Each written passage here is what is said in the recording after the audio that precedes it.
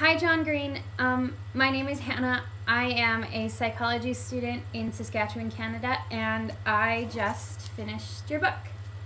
I was hesitant to make this video because I know about the expanse of enthusiasm with which fans like me treat people like you, and so I didn't want it to be the straw that broke the colloquial back, but I just, I finished the book a couple of days ago, and I've spent that entire couple of days thinking of the things that I really wish I could say to you, but I don't know you and I don't live near enough to you to come and creepily knock on your door. So I'm making this video.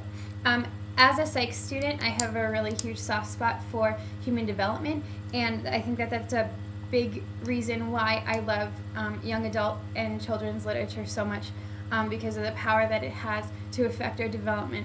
And I think that you just have a really amazing ability to affect that development for good, and the fact that you have such a large fan base is proof that you are doing that on a really huge scale. So a few of my favorite points of the book, your nuances to Christ and the cross. I love that this story came out of your experience as a chaplain in a children's hospital. That is a job that I would die for, but probably couldn't emotionally or spiritually handle. And so I just really am in love with your ability to reference the cross and the goodness of that without exposing it or accessing it directly.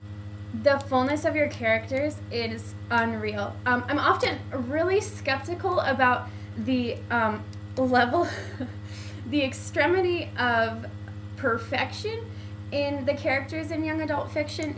Like, who is that awesome? I think that these characters, while they were really intelligent and they were beyond the norm, they were still teenagers and they still process things at a 16-year-old level, which I think is such a strong element of fictional writing, is to be able to present that emotion at the developmental level. I was left with no unanswered questions, which I don't really know how many times that's happened to me.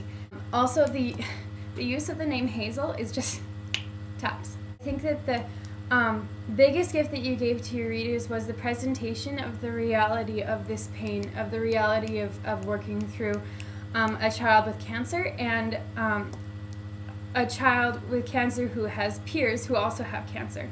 My heart hurt the whole time. The processing of Augustus's death was phenomenal on the part of Hazel, and I think what you exposed really thoroughly through this story is how real this pain is. These characters are fictional, and this is a fictional story. Their pain is not fictional.